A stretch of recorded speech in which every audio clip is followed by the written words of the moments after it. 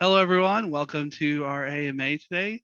I'm Guillermo Ortiz. I'm the Sustainability and Diversity Educational Programs Manager here at UC Merced. And I'm here with my colleague Aaron, who we co-created this AMA to really focus on different experiences within the sustainability and climate change field.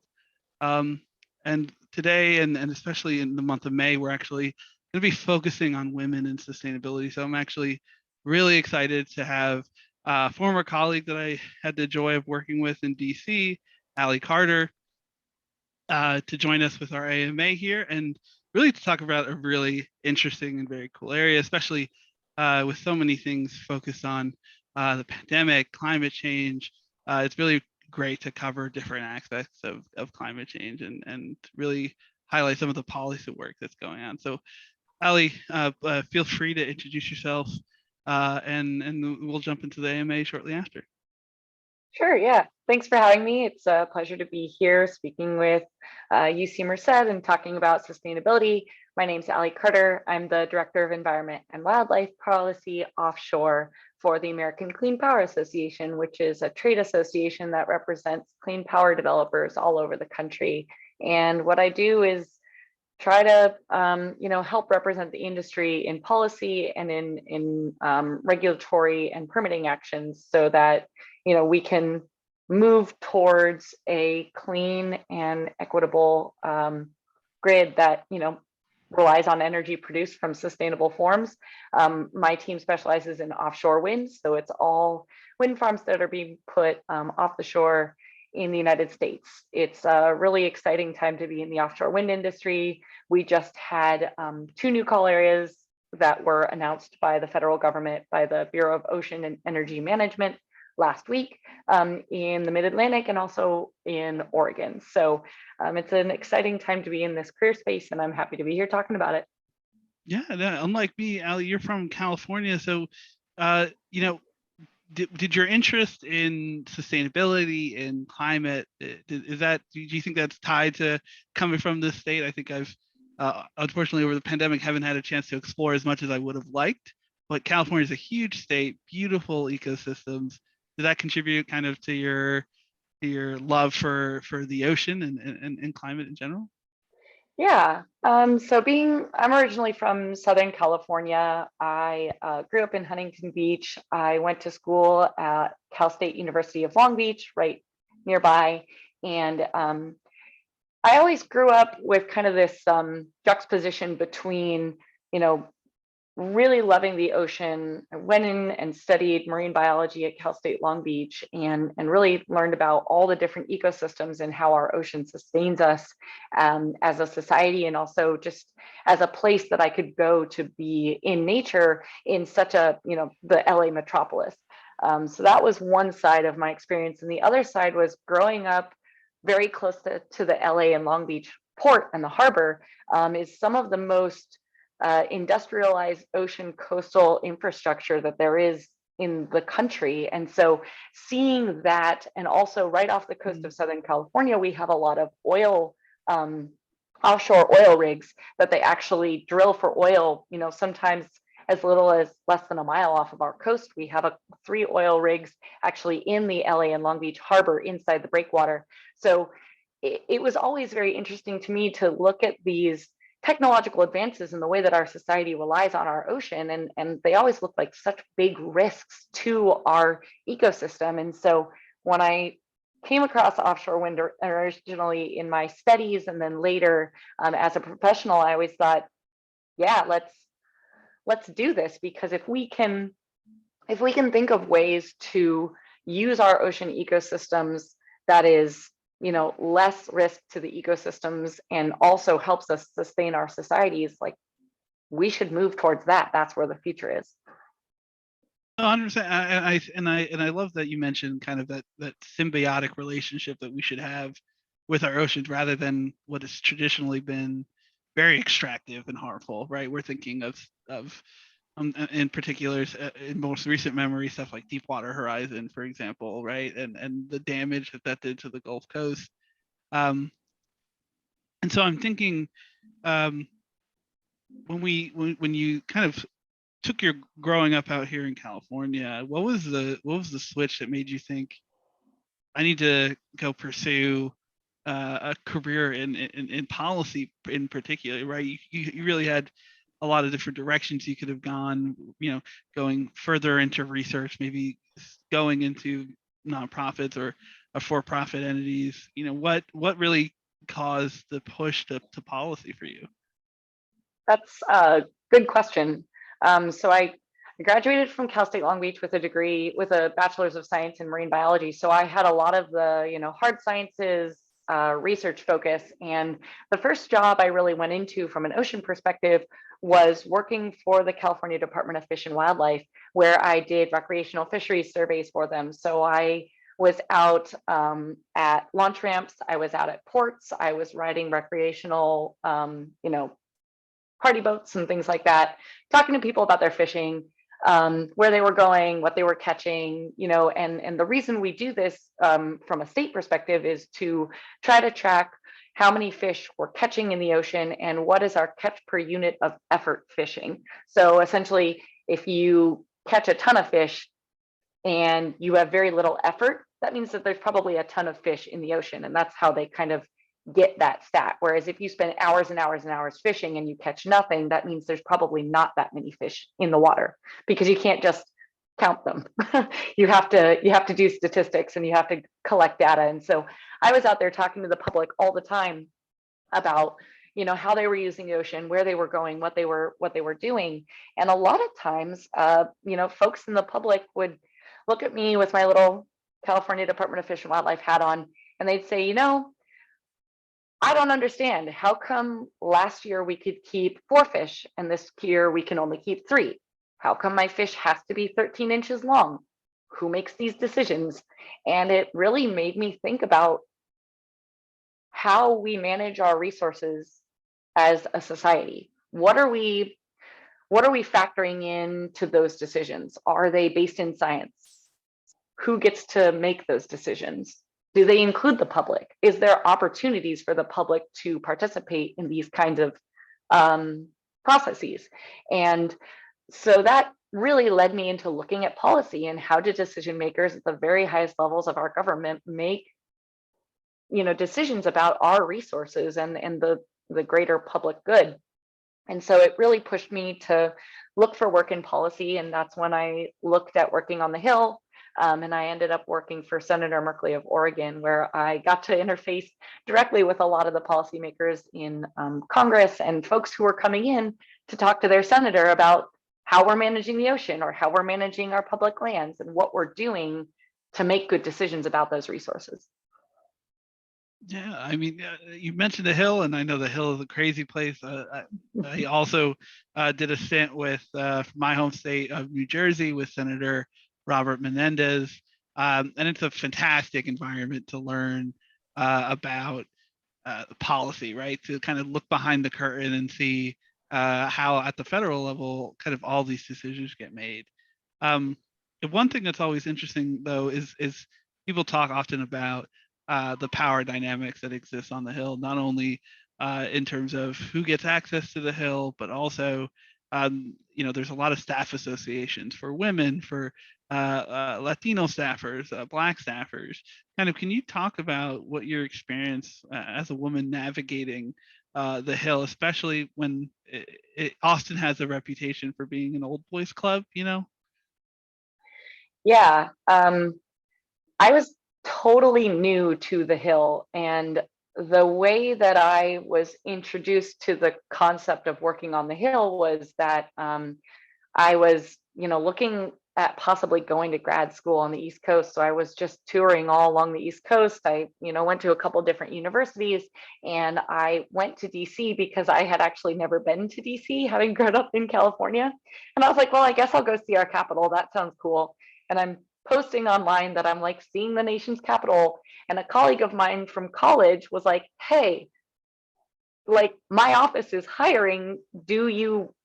Are you interested in applying? And so I kind of jumped feet first just as like a one-off recommendation to like possibly apply. I applied for a legislative correspondent position doing environmental work for them. And like 6 weeks later, they called me and they were like, hey, you applied for this position, like, you know, a couple weeks ago for our office. And I said, oh, you want to interview me for that? And they said, oh no, we've hired that position. Do you want to apply for another position doing staff assistant work? And I think, you know, kind of being open-minded, willing to consider different things that I had never really thought about. I ended up, you know, taking on a portfolio of responding to constituents' mail. And it was all the like one-off oddball issues. They were like, anything we don't have a set plan to respond to, we'd like you to write those letters. And so I wrote letters on, I don't know, indigenous burros, which are like donkeys in the desert area. And I also wrote on libraries and all kinds of various issues that people had questions on. So I really got directly to the root of how do people interface with government, and if they want to pull something up to the highest level, how do you do that? You know, there I really took to, you know, making the most of my time there, making friends, networking, and just kind of being out there at receptions and just being willing to walk up to people and say, hi, I'm Allie. What do you do? So unfortunately, I didn't really know a lot of the really great support networks that are available to a lot of different people on the Hill. And I think it's just because it's such a big space. And it was so new to me, I just didn't know where to go. But since then, I've taken to, you know, taking opportunities like this and engaging with communities who don't necessarily come from a Hill background or a connected background to talk to people who are interested and tell them about those great opportunities and avenues and things you can learn from, you know, working in spaces you wouldn't think you would normally end up. Yeah, I'm always amazed with how sudden connections or things that pop out of the blue can really just put your life in a different direction. I had a similar experience. You know, wasn't I had in high school had applied for internships for the Hill and ended up not getting any of them, and then ended up getting a call one day when I had just graduated, looking for asking if I wanted to be a part of the Congressional Hispanic Caucus Institute Public Policy Fellowship. And so, I mean, I was in the middle of an interview actually when I got that call, and so this opportunity to come in, I was just like, absolutely right. You're talking about that desire to just like really just jump in, especially when you're looking for opportunities. And so, yeah, it can really change your direction. But I really love one thing that you mentioned that kind of has been permeating throughout the discussion was kind of this interfacing with the public, right? You know, both as a staff assistant, taking those calls, writing those letters, really, I mean, really being the one of the like the forward-facing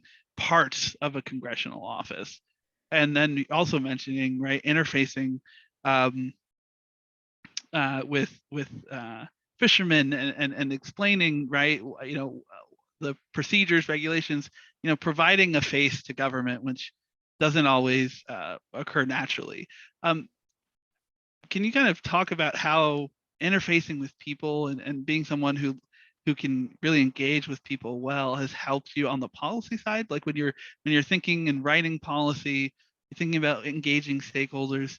How is that experience of really learning how to engage with people? How has that been helpful for you? Oh man, it's especially in my space, it's been really helpful. A lot of my policy work has had to do with or directly related to fisheries management policies. So that's kind of where what I did in the field. I was also a NOAA certified fisheries observer on commercial boats in Alaska. So I spent a winter on the Bering Sea living on fishing vessels and then living at a fish processing plant on the Aleutian Islands, the little island chain, Alaska's tail, as you may consider it. But having been out in the field, having been out on the boats, it was so much easier for me to talk about the abstract, big, high level issues of policy because I had a concept of what it was like to be the people who are most, you know, working directly with those policies. And I had not really experience, but I had been interfacing directly with communities that are actually impacted by those policies. And so one of the things that I did while I was working at the Center for American Progress on their ocean policy team, we advocated for a couple different pieces to be included in a bill that ended up being passed, the Ocean-Based Climate Solutions Act. And one of the things that was included in it was better provisions around the safety for observers at sea through the program that I had participated in.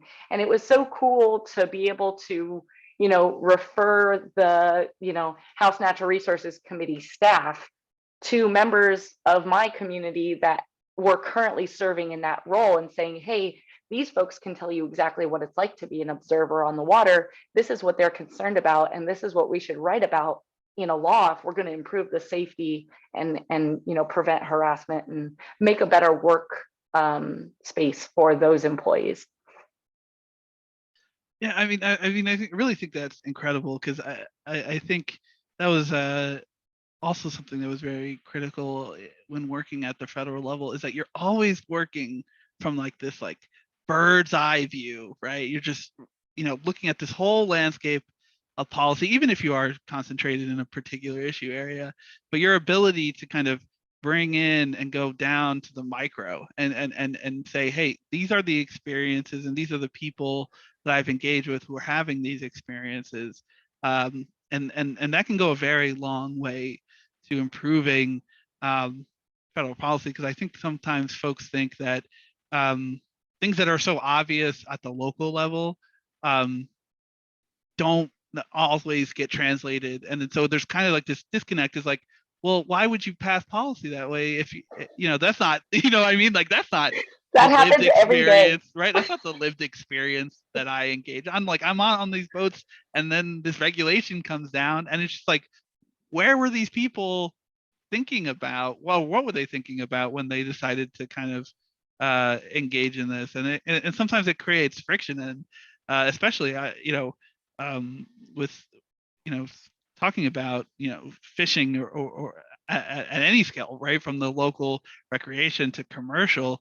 I mean, it can be a pretty tough place, especially I know you and I have talked about it sometimes, that when we were at CAP, but so much of the world depends on our oceans for commerce, for recreation, for spiritual activities as well. And so can you, to the degree that you can you kind of talk about navigating some of that friction that can take place? Because I mean, people have very strong attachments and feelings towards our oceans. Yeah, just speaking from a personal perspective, I'm new to the offshore wind industry. I did ocean policy at large, and I am now kind of coming up to speed on a lot of the more industry-facing specifics. And one of the things I recently learned in the last 2 months of my new position here is how much tribal and Native American artifacts are actually underneath the sea, because essentially interglacial periods have kind of come and gone, and so sea level has changed dramatically over the course of human society being specifically, I look at it from a domestic point of view, because we are a domestic facing organization. So people living on the eastern seaboard, on the west coast, and the change in sea level, especially on the eastern side of the country, is wild, because it's the East Coast is very shallow for a long ways out. And so the sea only needs to drop a little bit in order to have a lot more land to be exposed for people to settle and live on. And so now sea levels are a lot higher than they were when there were people living on the coast many years ago. And so there are actual surveys that wind producers and developers need to conduct, and they do not architectural, they do anthropogenic kind of surveys to look for where past cultures had lived on what was then the coast, which is now 15 meters underwater. So there's a lot of nuance to the way that we do things, and the way that all the different people that need to be consulted and thought about when we start doing these kinds of things in the ocean, because it's important. I mean, you really do need to think about, where were other cultures besides your own? How do other people use the ocean? Is it part of their livelihood? Is it part of their history? Is it part of their religion? And it's an important thing to consider as you're looking at it. And grappling with all that, you have on top of it the climate crisis. And the climate crisis is going to, it's going to change the global climate in a way that has really never been seen before. And so, on top of looking at our past, looking at our current uses of the ocean, how do we preserve what we're doing now to the best of our ability by transitioning to something that is not a root cause of that climate crisis? And so it's balancing the future with the past all in one set turbine that looks a lot like this one. No, that's incredible. I actually, it always amazes me what you can learn from others, especially in this industry. But I had no idea that kind of anthropogenic surveys that being done by Offshore Wind. But the way that you described it absolutely makes sense, right? With our changing climate and with so much of human civilization located near the oceans or by a body of water in general, right? It makes sense that as our climate change, also the cultural connections also change, both in terms of location, but also in terms of what we have to be cognizant of as we kind of move forward. And so first, let me say congratulations on your new position. Being 2 months in, I know you're in a learning phase of learning the organization, how it interacts. But can you kind of elaborate on, especially during the pandemic, what prompted a transition, and what's it like now to work on behalf of a trade association versus your history, both at a policy think tank and then before that, the Hill? Yeah, I think, I think a lot of folks have fundamentally reevaluated what they're doing with their lives over the course of the pandemic. It was just kind of like, okay, we're all at home and we've got a lot of time to think about what we're going to do with our lives. And for me, that precipitated in thinking about, okay, what am I doing? Especially when flights were canceled and I was on the East Coast and my whole family is on the West Coast. I was thinking, oh, what if, do I want to live long term far away from where my community is? And how can I, what are my goals for the future? And so thinking about that, and also thinking about, when you work at a think tank, you do a certain amount of thinking that is literally your status quo. It's like, all right, give me some time, I'm going to think about it, maybe we'll write something if it seems like a good idea. And so at a think tank, you think very critically about high level ideas and very detailed strategy and organization around what you could do from a theoretical perspective. It helps create strategy. It helps crystallize some of the ideas and socialize ideas so that you can collectively argue for them, before Congress or with the federal government, and really draw out and show a set course of ideas to make something happen. And you can do this in the environmental, policy perspective. You can do it from education or healthcare. You can kind of do it with everything. So it's very abstract, but it is a functional way of really getting to know a portfolio holistically from a very high level. But after spending some time doing that, I thought, you know what? I think I'm ready to really work where things are happening. And so transitioning from a policy and think tank perspective into an industry advocacy organization has been a really big transition, because the industry is on set timelines. There is a whole global supply chain and a global logistical plan that needs to be thought out and kept on a moving timeline in order to make your deadlines. And it's not just, oh, I need to make a deadline to submit this permit for the federal government. It's literally like, I have one of 7 boats in the world that can put these turbines in. It costs several $1 million, like for only a short amount of time to do it.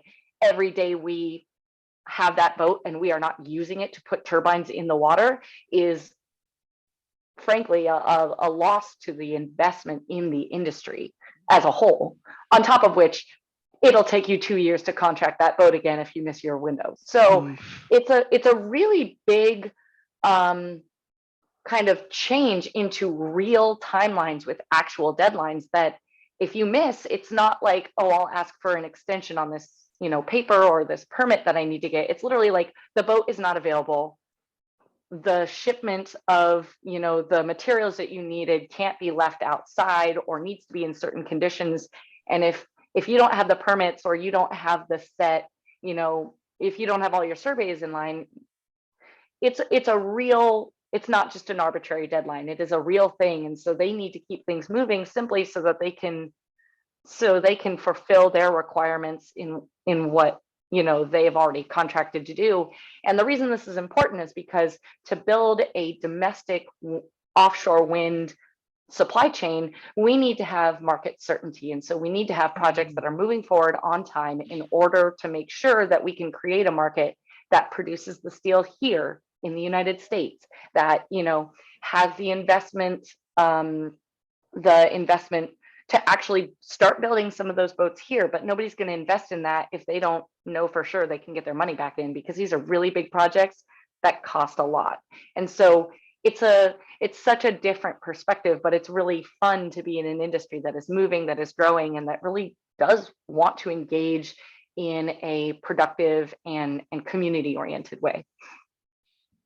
Yeah, I mean, it is for sure a shift from kind of the policy think tank life and the organizations that you and I are both familiar with. I think one thing that I think is really interesting, right, is that you mentioned such an emphasis on logistics, and of course, the pandemic as a whole has significantly changed how the thinking about global versus domestic, but also the advantages and disadvantages of a global supply chain.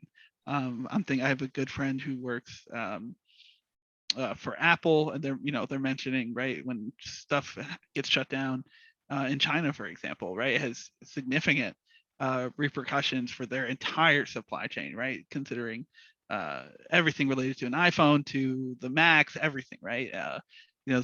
Whether or not you can get something off a shipping container has been a huge issue throughout the past 2 years.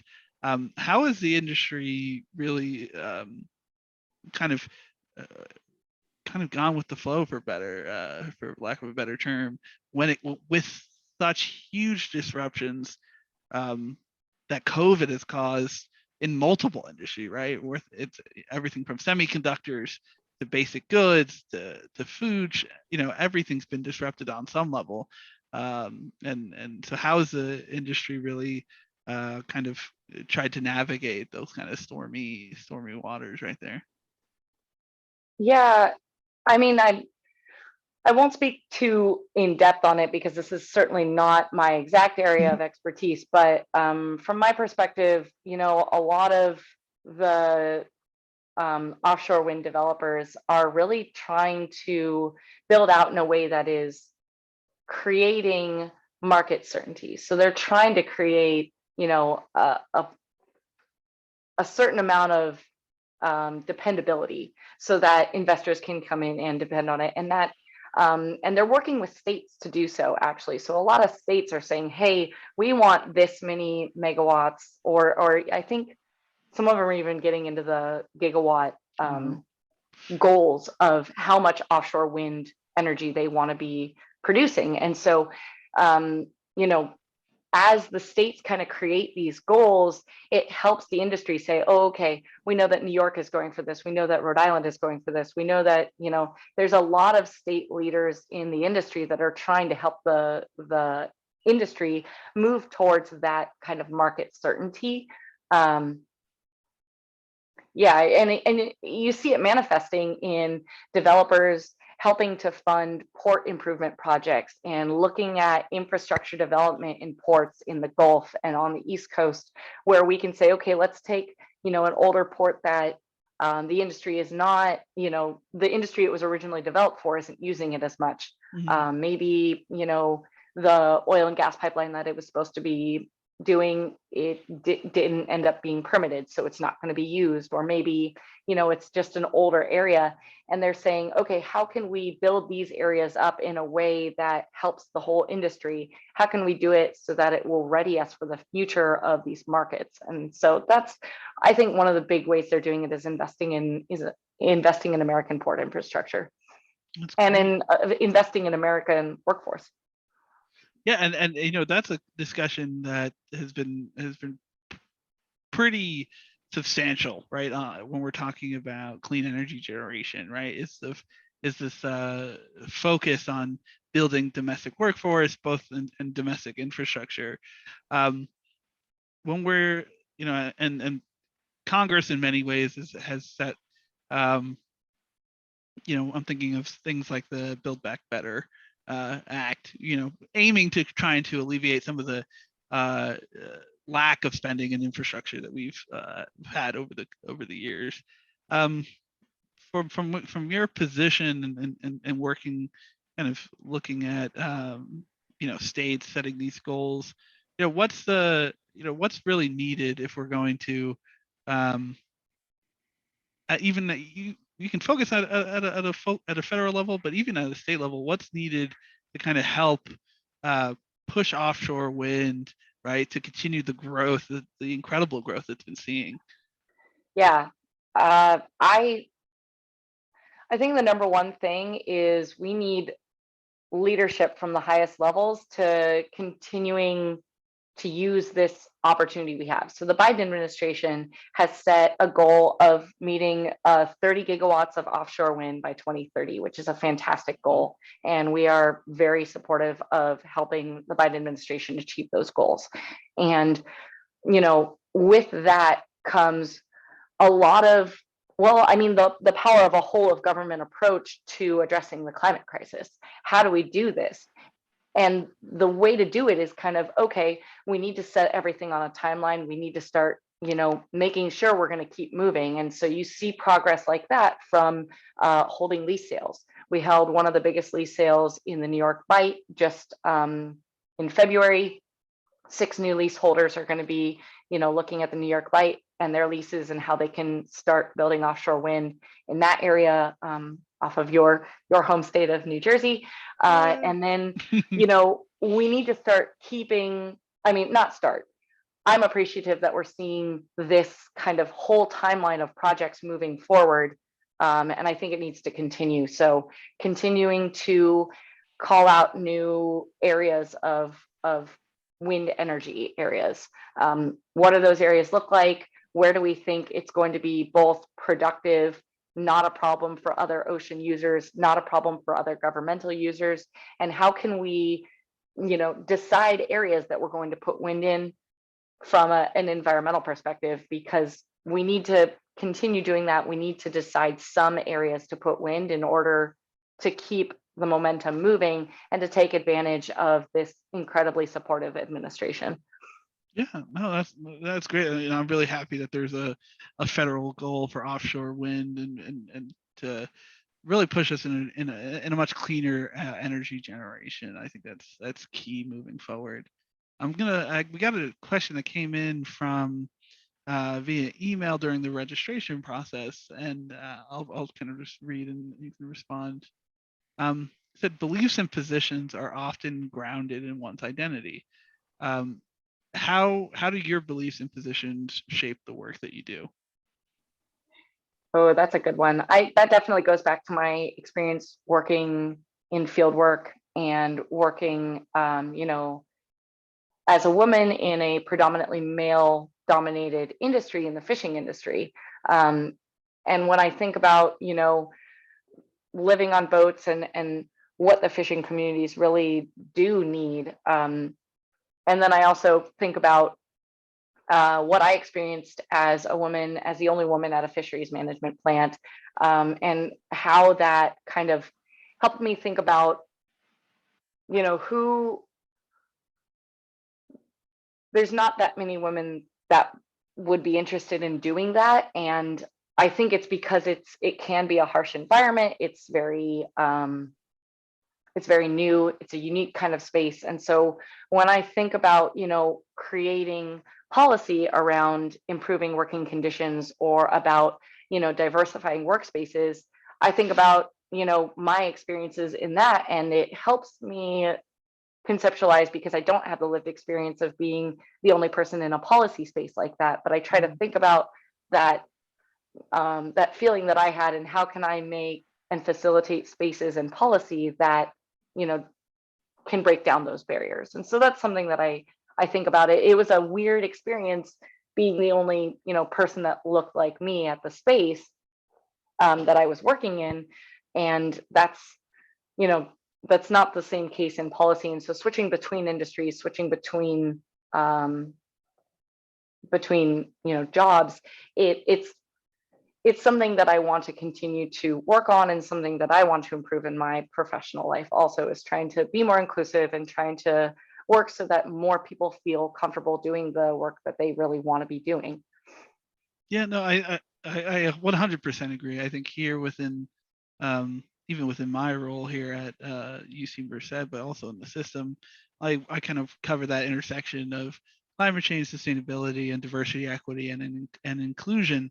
And it's so key in these fields that there is such a breadth of work that needs to be done in the climate change space, that we really want to draw from all the talent possible. Yeah. Right. And like, to really confront the climate crisis, it's a really all hands on deck situation. Right.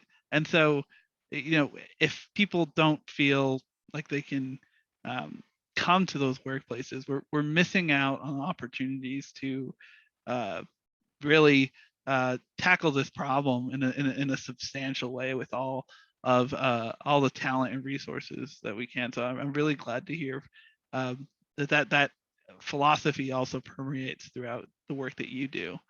One thing, and if folks were on the Zoom, if you have questions, feel free to either raise your hand in chat, or throw a question in chat to make sure that I'm not just enjoying the time to talk to my former colleague here. But I think one of the things that I would love to talk about is, with your experience with fishermen, fisheries, the ocean. Actually, Brooke, did you wanted to raise a question? You're muted at the moment, if you are. Great, thank you. Allie, it was really wonderful to hear about your background, and particularly, your direct engagement, talking to public stakeholders in your fisheries work. And both of you has done a really excellent job on this Q&A, so thank you both. I was particularly curious about addressing siting challenges. And I didn't know if that was something that you worked on, but it seemed like it would be sort of up your alley in terms of wind. And I also have done work on the Hill, and also was the only woman in the room. So I'm familiar with that experience also. But I'm curious, it seems like those of us who are used to operating in policy and in think tanks and those sort of venues often get very intellectual and think about opponents and overcoming challenges from opponents from a purely logical perspective. And so when I was, the question that I submitted about identity is about people, for instance, feeling like they're protectors of the ocean, and I'm curious if you are in a position where you do any of the negotiating with those, with the broader public, or when you're looking at overcoming siting challenges, what stakeholders are you engaging with, and how are you engaging with them? And um, are you going beyond facts? Are you including elements of sort of the whole person who's identifying with the situation? And based on what you've shared in terms of your identity, you also are clearly coming from a perspective of feeling protection for the oceans and the wildlife and the fisheries. And so there's sort of a lot more background there, and I'm trying to keep it very short. So is this question making sense to you? Who are the stakeholders you engage with if you do negotiations on siting, and how do you approach that? Yeah, so I don't do specific negotiations on individual sites because I represent an association of a lot of developers, and so I don't engage on like individual projects that are not, you know, precedent setting. Once they've kind of been leased, that is an individual developer's project, and that's not really dealt with in the trade association. But what we do engage with stakeholders on is, you know, larger programmatic environmental assessments and other kinds of nationwide issues that could affect lots of different projects. We engage with, I do a lot of engagement with environmental nonprofits. So we think about, you know, how is wind turbine construction and operation going to impact environments for endangered species, for fisheries, for birds. And we do a lot of engagement on, you know, how we think about those larger, you know, precedent setting permitting processes. So if they're applying for, you know, essentially permits to conduct fishery surveys so that they can kind of do a before and after look at what happens around a wind turbine. But if they can't get the permit to do that, then they can't get the data in order to provide it for the communities. And so that's a lot more of kind of what I do. And in doing that, I think a lot of times it really, a lot of it comes down to, you know, working at the staff level and creating working relationships and trust. And it's a hard thing to do because a lot of environmental nonprofits have spent the history of their organizations, you know, fighting against projects that have not treated them correctly. You know, there's a lot of risks associated with development projects, and historically with, you know, less clean energy sources and non-renewable energy sources, there's been a lot more risk. And so it's trying to rebuild those relationships in a way that doesn't call to question people's identity when they're thinking about, you know, how do we look at things from a new perspective. And it's you know, thinking about reorienting your perspective, because it's not just you know, creating a business and development in the ocean, but it's also, this is how we create the infrastructure to contribute to the solution to the climate crisis. And this is one of the best ways, in my opinion, to, you know, use our ocean resources to address the climate crisis. And so I think it's kind of it's hard to do new things. And I think that the way that we're doing it, I often feel sometimes that we can't let perfect be the enemy of good. We're all doing the best we can. I like to come to negotiations and come to interactions with new and seasoned colleagues, thinking, you know, believing that everybody comes to the negotiation table with the best of intentions in mind. Everybody is here because they want to make things better. And, you know, what are the real environmental necessities, and what are, you know, what are the places that we can agree upon are mutual benefits to everybody, and finding those good mutual benefit places, or places that we can co-advocate on together for various things, whether it be compensation for fishermen, or whether it's, you know, another kind of idea everybody can get behind. How do we pull those out and make those part of the industry and part of the development, as opposed to just kind of agreeing to disagree and then suing each other for infinity. There you That go. is not a productive way to run a new development. So in closing, I'll mention it as I did similar things in my national role too. So, and one possibility around renewable that I think sometimes is missed is number one, the co-benefits, which is very important and compelling. But to your earlier point, within the resources and the templates, sharing with your association members the point that you can't just walk in with those logical co-benefits and then be surprised when people are skeptical, because there's a whole background there. There's a whole history that kind of needs to be at minimum acknowledged, if not addressed, at least acknowledged, as is the case in, Indigenous and many other constituencies. But it's interesting that you also raised NGOs. And so I think that's a really good point, Allie, that I would, in your new role, encourage you to sort of consider helping your members understand a little bit better. Because it can be very frustrating when you walk in logically and say, but this makes sense for everybody. What's the problem? Yeah. It's like, well, there's I more here. will note that most of my engagement as environment and wildlife director, I do a lot of our environmental work, so that's why I engage mostly with our nonprofits, but we do have engagements with tribal leaders. We have whole committees on other stakeholder engagement groups. That's just not personally what I specialize in. But we do engage with tribal groups, we engage with fishermen, we engage with a lot of other communities and things like that. Yeah, that's great. Thanks so much. And Mhm. and it was to the NGO groups that I was thinking it's helpful to also acknowledge, because some of the other entities are sort of more obvious in terms of needing to acknowledge history. So thanks so much for being here and for your insights.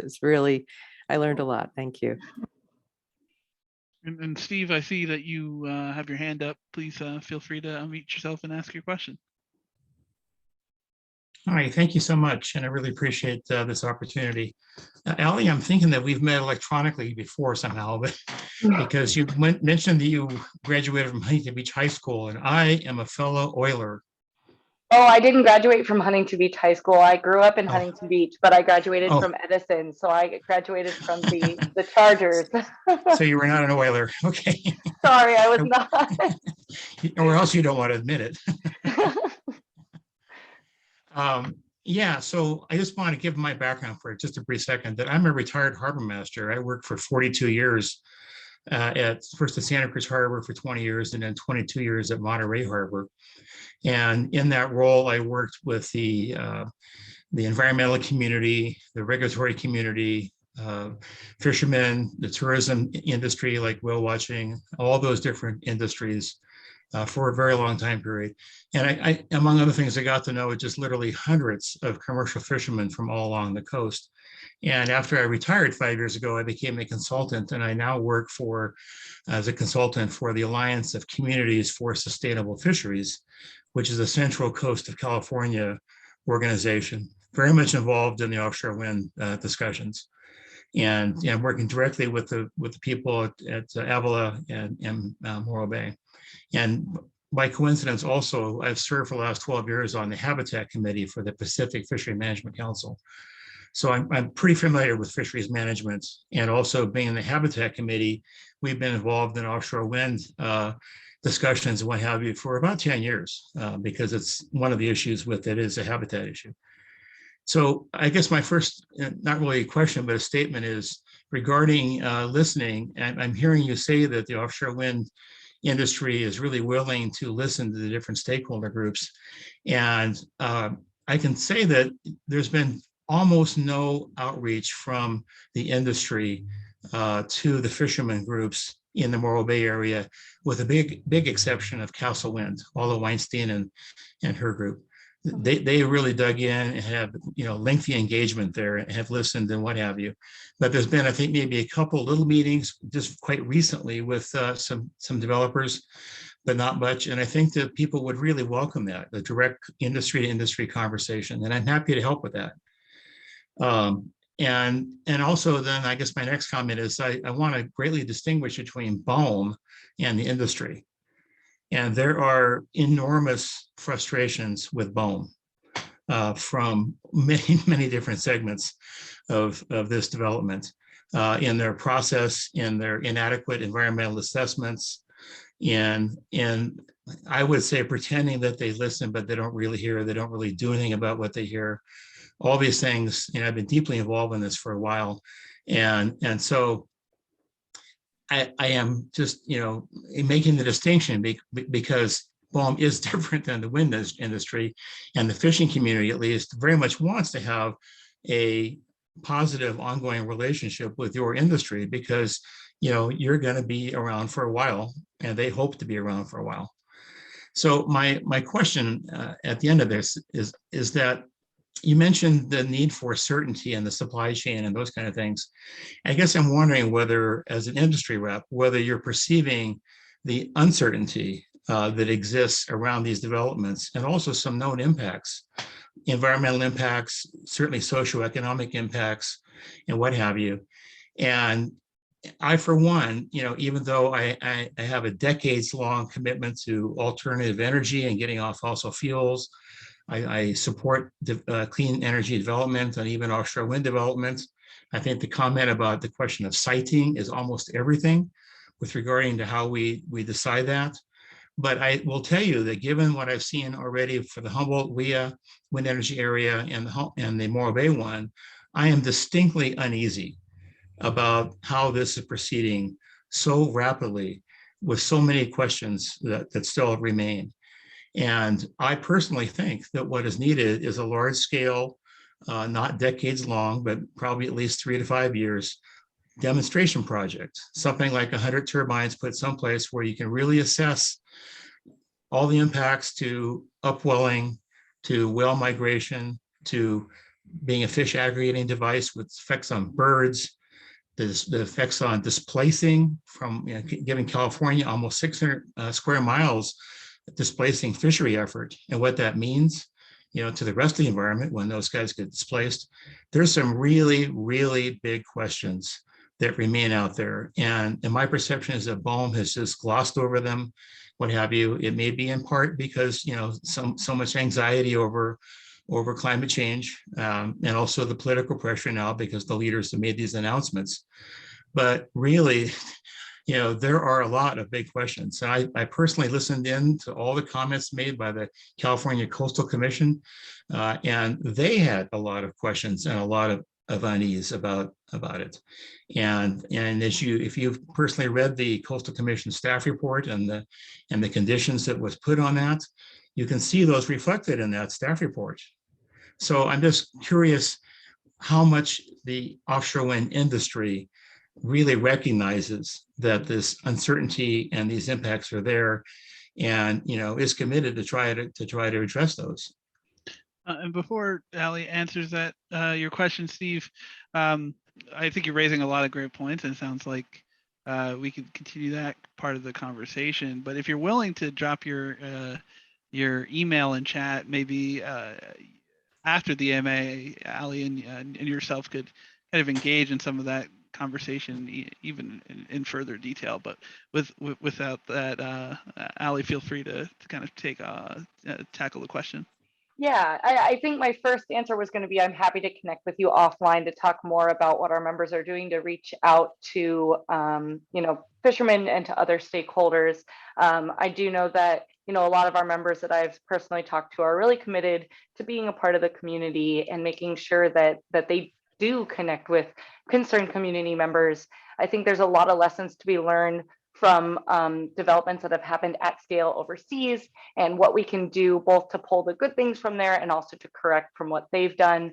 It's hard to do new things, and it's not something that it's not something that's easily done, but I think it's worth it to try to address the climate crisis and save a lot of our ecosystems that are really dependent on having a global temperature that stays within 2 degrees Celsius of where we're at now and where we were historically. So happy to connect with you offline though on a lot of those more detailed pieces. I'll shoot you my email if you want to. I see it in the chat. Thanks. So I'll send you an email, and if anybody else has additional questions for me or wants to connect, I'm always happy to talk to anybody. I'll put my email in the chat also. Perfect. Thank you, Ollie. And with that, we're coming to 3 o'clock, and I want to be respectful of everyone's time, but thank you so much for the folks who were able to attend, and for the folks who will watch this recording at a later date. Just want to express a big thanks to Allie for showing up today and being a wonderful AMA guest. I've learned a lot. I hope everyone here had the opportunity to learn just as much. And Allie, I hope you had a good experience with our AMA format. But thank you so much for joining and being our guest today. Yeah, thank you so much for having me. It was a pleasure. Thank you so much. And with that, we'll wrap up for the end of the day. Thank you so much, everybody.